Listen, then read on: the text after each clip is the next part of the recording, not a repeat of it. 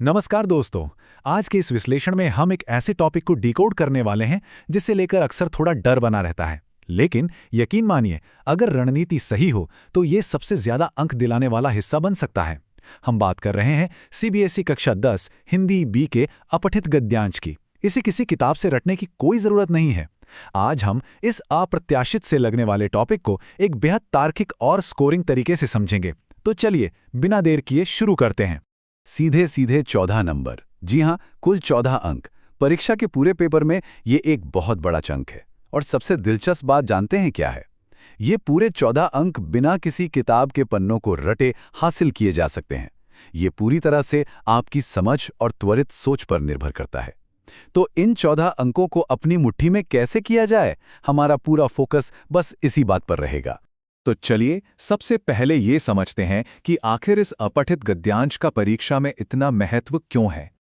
देखिए, अपठित का मतलब ही है वो गद्यांश जो पहले कभी न पढ़ा गया हो।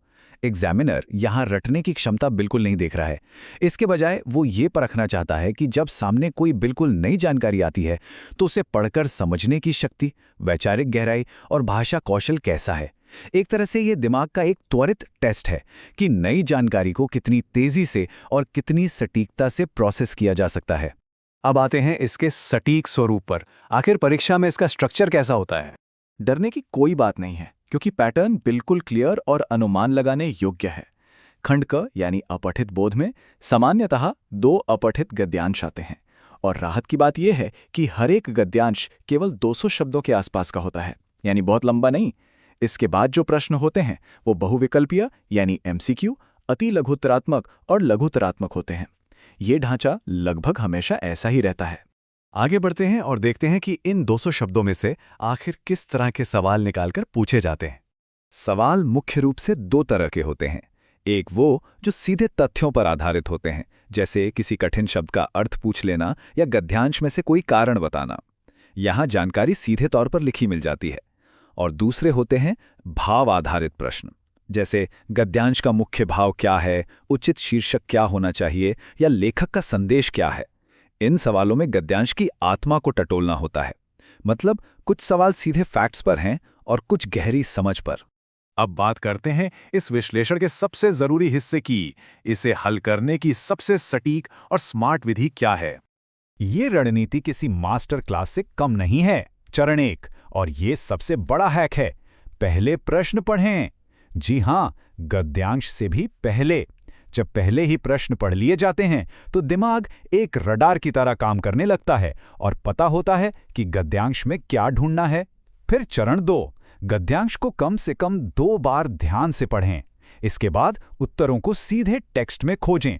और चौथा, सबसे अहम चरण, उत्तर हमेशा अपनी सरल भाषा में लिखें। यहीं पर अक्सर एक बहुत बड़ी गलती होती है जो अच्छे खासे अंक कम करवा देती है।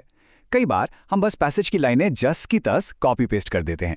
लेकिन सोचिए, परीक्षक ये नहीं देखना चाहता कि कॉपी पेस्ट करने में कौन कितना अच्छा है। असली टॉप स्कोरर तकनीक है अपनी सरल भाषा में उत्तर देना। पूरे वाक्य को हूबहू उतारने के बजाय उसे समझकर अपने शब्दों में पिरोकर लिखना ही पूरे अंक दिलाता है। चलिए इस थ्योरी को एक बहुत ही छोटे से लाइव उदाहरण से समझते हैं। मान लीजिए पैसेज में बस ये 2 लाइनें हैं। पेड़ हमें फल, छाया और शुद्ध वायु देते हैं, इसलिए हमें अधिक से अधिक वृक्ष लगाने चाहिए। अब अगर प्रश्न आए कि पेड़ों से हमें क्या लाभ मिलते हैं, तो जवाब बहुत साफ है, वे फल, छाया और शुद्ध वायु देते हैं। इसे खोजना बहुत आसान है। लेकिन अब जरा रुकिए, अगर इसी गद्यांश के लिए ये पूछ लिया जाए कि इसका उचित शीर्षक क्या होना चाहिए, तो दिमाग कैसे लगाना है। शीर्षक हमेशा छोटा, क्रिस्प और अर्थपूर्ण होना चाहिए। चूंकि ये लाइनें पेड़ों के फायदों के ही इर्द गिर्द घूम रही हैं, इसलिए पेड़ों का महत्व या वृक्षारोपण के लाभ जैसे शीर्षक बिल्कुल सटीक बैठेंगे। एग्जामिनर बस यही विचार शक्ति जांचना चाहते हैं। अब आते हैं बोर्ड परीक्षा के दिन के लिए कुछ एकदम अचूक सुझावों और चेतावनियों पर। परीक्षा हॉल के लिए कुछ सख्त नियम बांध लेने चाहिए।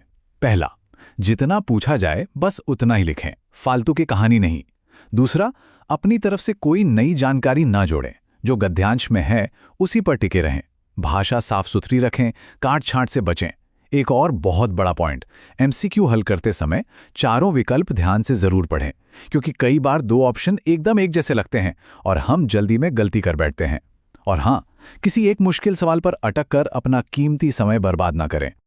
और सबसे बड़ी बात, इस हिस्से की तैयारी कोई रातों रात होने वाला चमत्कार नहीं है। अपनी रीडिंग स्पीड और वोकैबुलरी बढ़ाने का सबसे बेहतरीन हैक है रोजाना समाचार पत्र या छोटे लेख पढ़ना। इसके साथ ही पिछले कुछ सालों के प्रश्न पत्रों को सॉल्व करने से आपको एग्जाम पैटर्न की इतनी आदत हो जाएगी कि फाइनल एग्जाम वाले दिन कोई नर्वसनेस नहीं होगी। तो इस विश्लेषण को खत्म करने से पहले एक बहुत ही प्रासंगिक सवाल, क्या सिर्फ परीक्षा से एक रात पहले की मेहनत काफी है, या उन 14 नंबरों के लिए आज से ही तैयारी शुरू कर देनी चाहिए? जाहिर सी बात है, जो 14 अंक किसी को भी टॉपर्स की लिस्ट में ला सकते हैं, उनकी प्रैक्टिस आज से बल्कि अभी से शुरू होनी चाहिए। नियमित अभ्यास से अपठित गद्यांश आपके लिए सबसे आसान और स्कोरिंग हिस्सा बन जाएगा। जुड़कर समझने के लिए बहुत बहुत धन्यवाद।